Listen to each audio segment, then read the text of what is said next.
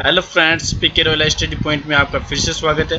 आज हम राजस्थान के भूगोल के अंतर्गत राजस्थान की झीलें पार्ट 1 पढ़ेंगे। यदि आप मेरे चैनल पर नए हैं तो कृपया करके चैनल को सब्सक्राइब कर लें और बेल आइकन को प्रेस कर लें ताकि आगे आने वाली वीडियो की नोटिफिकेशन है वो आप लोगों तक पहुँच सके। तो राजस्थान की झीलें हैं, इसमें आप समझ सकते हो कि पानी की प्रकृति के आधार पर है इन झीलों को दो भागों में बांटा गया है। एक तो खारे पानी की झील और एक मीठे पानी की झील, यानी खारे पानी की झील और मीठे पानी की झील। जो खारे पानी की झील है उसको खारी क्यों है वो उसका कारण है टेथिस सागर का अवशेष है, जो प्राचीन काल में टेथिस सागर माना जाता है उसका अवशेष है, इसलिए खारी पानी है। और मीठे पानी की झील है, उसमें मीठा पानी है, उसके कारण है वर्षा का पानी, यानी ताज़ा पानी पर निर्मित झील है वो। अब खारे पानी की जो झील है वो राजस्थान में कौन कौन सी है, तो सबसे पहले नाम आता है सांबर झील का। आप सभी जानते हो सांबर झील है राजस्थान की सबसे बड़ी खारे पानी की झील है, जो कि जयपुर जिले में है। इसी प्रकार से पंचपदरा झील है बाड़मेर में, डीडवाना नागौर में, देगाना नागौर में, नावा और कुचामन ये भी नागौर जिले में ही है। इसके अलावा रेवासा सीकर में है, इसके अलावा काछोर है ये भी सीकर में है, ताल छापर चूरू में है, फलोदी जोधपुर में, लूणकरंस झील है ये बीकानेर में, और कावोत झील है वो जैसलमेर की। ये सभी झील खारे पानी की झील मैंने आपको बताई है। तो ये प्रसिद्ध जो प्रमुख झीलें हैं राजस्थान में खारे पानी की। अब जैसे सांबर झील है, इसके बारे में हम जानेंगे कि सांबर झील है वो जयपुर जिले में है। इस झील के जो निर्माता है वो वासुदेव चौहान है। बिजुले शिलालेख के अनुसार वासुदेव चौहान को सांबर झील का निर्माता माना जाता है। इसकी विशेषता क्या है कि ये राजस्थान की सबसे बड़ी है, राजस्थान की सबसे बड़ी और देश की तीसरी बड़ी खारे पानी की झील है। पहली सबसे बड़ी जो देश की झील है खारे पानी की वो है चिल्का झील उड़ीसा में। नमक उत्पादन की दृष्टि से है सांबर झील है वो देश की सबसे बड़ी झील है, यानी नमक उत्पादन की दृष्टि से जब बात करें तो सांबर झील में सबसे ज़्यादा नमक उत्पादन होता है देश का। तो देश की सबसे बड़ी झील है जो नमक उत्पादन की दृष्टि से वो सांबर झील ही मानी जाती है। अब हम नमक उत्पादन की बात करें तो सांबर झील से देश का 8% नमक उत्पादन होता है। सांबर झील से अकेली सांबर झील से देश का 8% और राजस्थान का 80% से भी अधिक जो नमक है वो इसी झील से उत्पादित होता है। फिर जो सांबर साल्ट लिमिटेड है वो हिंदुस्तान साल्ट लिमिटेड के अधीन ही नमक उत्पादन करती है। जो हिंदुस्तान साल्ट लिमिटेड है उसके अधीन ही ये सांबर साल्ट लिमिटेड ही कार्य करती है। और सांबर झील है वो रामसर साइट में शामिल एकमात्र झील है। रामसर जो साइट है उसमें शामिल एकमात्र झील है सांबर झील। सांबर झील को रामसर साइट में ये 1990 में शामिल किया गया था। ठीक है, और अब नया शब्द इसमें आता है क्यार। तो सांबर झील से जो नमक प्राप्त होता है उसको क्यार कहा जाता है। क्यार ये याद रखना बहुत ही महत्वपूर्ण प्रश्न है कि सांबर झील से जो नमक प्राप्त होता है उसको क्यार कहा जाता है। अगली जो झील है वो है पंचपदरा। पंचपदरा झील है वो बाड़मेर में स्थित है, सभी जानते हो पंचपदरा झील है वो बाड़मेर में है। तो राजस्थान में सर्वाधिक खारा और सर्वश्रेष्ठ नमक जो है वो पंचपदरा से ही उत्पादित होता है। सबसे ज़्यादा खारा जो नमक है और सर्वश्रेष्ठ किस्म का है वो इसी झील से उत्पादित होता है, क्योंकि इसमें एनएसिड की जो मात्रा है वो 98% पाई जाती है। 98% है वो सोडियम क्लोराइड की मात्रा पाई जाती है। खारवाल पंचपदरा से नमक उत्पादित करने वाली जाति है, खारवाल जाति है जो पंचपदरा झील से नमक उत्पादित करती है। तो नमक उत्पादित करने वाली जो जाति है वो है खारवाल।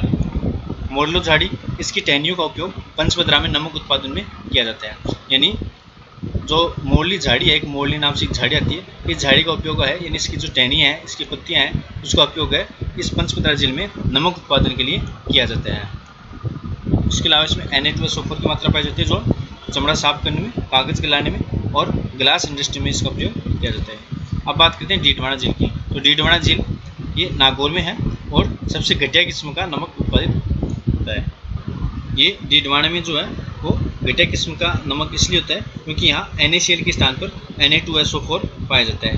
Na2SO4 जो मैंने अभी बताया इसका उपयोग चमड़ा साफ करने में, कागज़ गलाने में और ग्लास इंडस्ट्री में किया जाता है। तो ये नागौर इसमें डीडवाना से संबंधित है Na2SO4 की। जो डीडवाना झील है इसमें घटिया किस्म का नमक होने का कारण यही है कि यहाँ 90% है वो Na2SO4 पाया जाता है। राजस्थान राज्य केमिकल वर्क्स का जो रासायनिक कारखाना है वो डीडवाना में इसी झील के किनारे स्थित है। ये याद रखना, राजस्थान राज्य केमिकल वर्क्स ये डीडवाना में इसी झील के किनारे स्थित है। अब हम बात करते हैं मीठे पानी की झील। तो राजस्थान में जो मीठे पानी की झील है उसमें सबसे पहला जो नाम आता है वो है जैसमंद झील।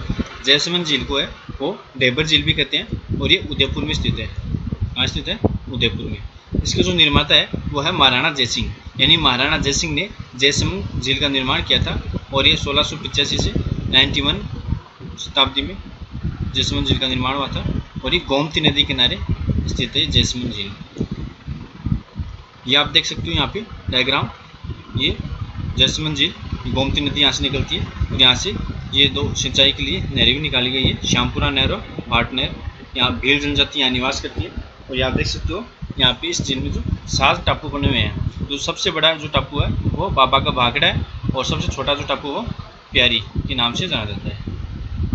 इस झील में जो महत्वपूर्ण बिंदु है वो यही है कि कृत्रिम मीठे पानी की झीलों में राजस्थान की सबसे बड़ी झील है, यानी हम सबसे बड़ी राजस्थान की कृत्रिम मीठे पानी की झील है ये।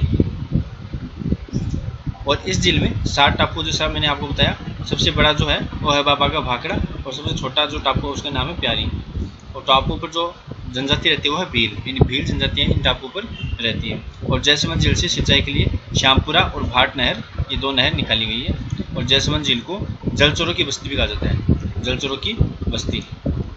नेक्स्ट है पिछोला झील। पिछोला झील भी उदयपुर में है, आप सभी जानते हैं पिछोला झील उदयपुर में। इसका जो निर्माता है वो बंजारे द्वारा किया गया था। राणा लाखा के समय इसका निर्माण हुआ था 1388 में और सिसारमा और बुधड़ा नदी पर ये स्थित है। तो आप देख सकते हो ये इस झील में जग मंदिर और जग निवास ये 2 है और नटनी का चबूतरा भी यहाँ पर स्थित है। इसकी विशेषता हम देखते हैं। इस झील में नटनी का चबूतरा है जिसका निर्माण राणा लाखा ने करवाया था, नटनी का चबूतरा का। और जग मंदिर जिसका निर्माण जगत सिंह प्रथम ने करवाया और जग निवास जिसका निर्माता जगत सिंह द्वितीय ने करवाया, ये भी यहाँ पर स्थित है। जो जग मंदिर है इसको ताजमहल की प्रेरणा मान जाते हैं, ताजमहल की प्रेरणा से ही ये जग मंदिर का निर्माण किया गया था। और शाहजहां ने विद्रोह के समय यहाँ पिछोला के जग मंदिर महलों में ही शरण ली थी। अगली है फतेह सागर झील। ये सब मीठे पानी की झील है। फतेह सागर झील इसे ड्यूक ऑफ कनाट डैम के नाम से भी जाना जाता है। इसका जो निर्माता है वो महाराणा जयसिंह, महाराणा जयसिंह ने ही फतेह सागर झील का निर्माण करवाया था 1688 में और इसका पुनर्निर्माण है वो फतेह सिंह ने 1888 में करवाया था। ये भी सिसारमा और बुधड़ा नदी का पानी इसमें आता है। और पिछोला झील का जो अतिरिक्त पानी स्वरूप है वो स्वरूप सागर द्वारा फतेह सागर झील में जाता है। इसकी विशेषता है इस झील के किनारे वर्चुअल फिश एक्वेरियम बनाया गया है, एक वर्चुअल फिश का एक्वेरियम बनाया गया है और इस झील में सौर वेधशाला, टेलीस्कोप व नेहरू उद्यान स्थित है। अगला है उदय सागर झील। उदय सागर झील भी उदयपुर में स्थित है जिसका निर्माण महाराणा उदय सिंह ने 1559 से 1564 की अवधि में करवाया था। इस नदी को आयड़ नदी कहते हैं, इसको बेड़च नदी भी कहते हैं। आयड़ बेड़ नदी वो इसका उद्गम है, आयड़ नदी है इस झील में गिरने के बाद बेड़च कहलाती है। अगला है रंग सागर झील जो कि उदयपुर में है। यह पिछोला व स्वरूप सागर के अतिरिक्त पानी पर बनी हुई है। अगला है राजसमंद झील जो कि राजसमंद में स्थित है। इसका जो निर्माता है महाराणा राज सिंह ने करवाया 1662 में और गोमती नदी पर ये। इसके उत्तरी भाग में 9 चौकी बनी हुई है, ये 9 चौकी पाल है। इसके उत्तरी भाग में 9 चौकी पाल है जहाँ राज प्रशस्ति है जो कि 25 काले संगमरमर पत्थर पर निर्मित है। और इन राज प्रशस्ति जो पत्थरों पर जो निर्मित है उनके जो लेखक है रणछोड़ भट्ट तेलंग और इनकी जो भाषा है वो है संस्कृत, यानी संस्कृत भाषा में वहाँ राज प्रशस्ति उल्लेख है। राजसमंद झील को है वो देश की प्रथम अकाल राहत झील मानी जाती है। इसके निर्माण में सर्वाधिक लोगों का योगदान रहा है, यानी इसके निर्माण में लगभग 60,000 लोगों का योगदान रहा है।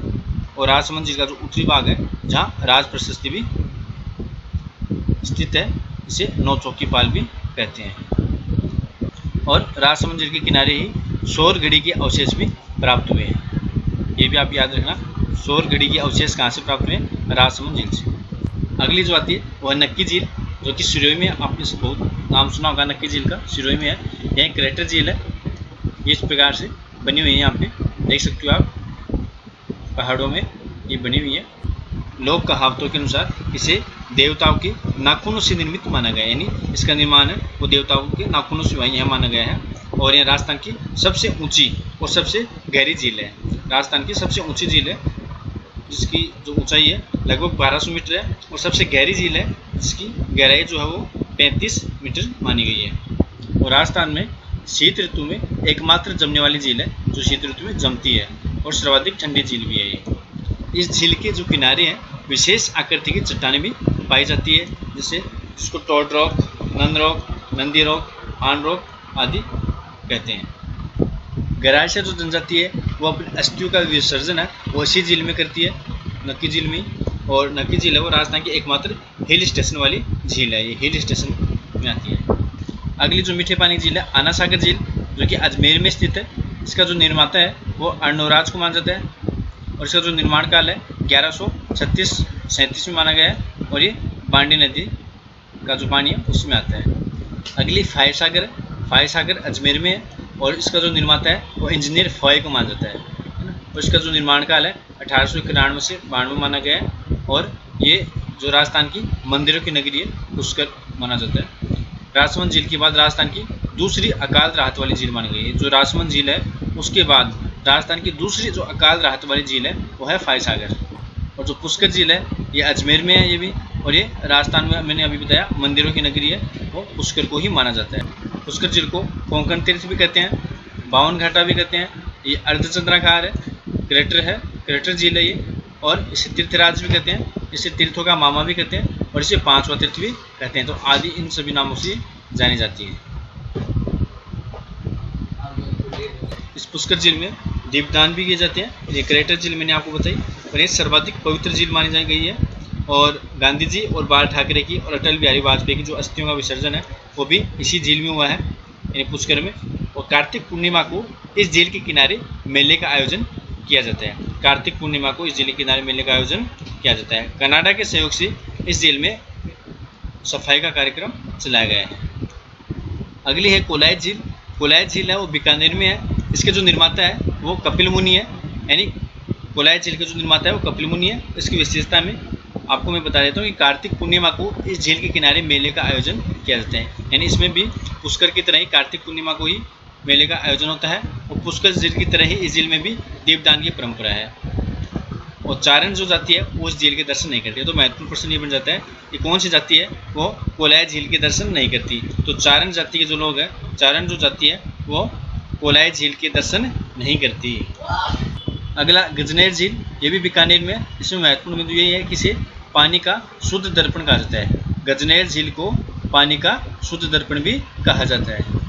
अगली जो झील है वो कायलाना झील, जिसको सर प्रताप सागर भी कहा जाता है, और जो कि जोधपुर में स्थित है। और इसका जो निर्माण है वो सर प्रताप सिंह ने करवाया था। अब जो कायलाना जो झील है वो इंदिरा गांधी नहर परियोजना से जुड़ी हुई एकमात्र झील है, यानी इंदिरा गांधी नहर परियोजना से जुड़ी हुई एकमात्र झील है कायलाना झील। अगला है सिलिसेट झील। सिलिसेट झील है वो अलवर में स्थित है, और इस झील पर विनय विलास महल स्थित है। ये भी महत्वपूर्ण प्रश्न बनता है कि विनय विलास महल कहाँ पर है, तो ये सिलिसेट झील पर स्थित है। अन्य जो मीठे पानी की झीलें हैं, जो स्रोत है, उनमें अनूप सागर और सूरसागर आते हैं बीकानेर में। बुद्ध झील और अमर सागर गडीसर ये जैसलमेर में है। और मानसरोवर जो वो सवाई माधोपुर में। मानसरोवर और काड़ला जिसको बोलते हैं वो झालावाड़ में।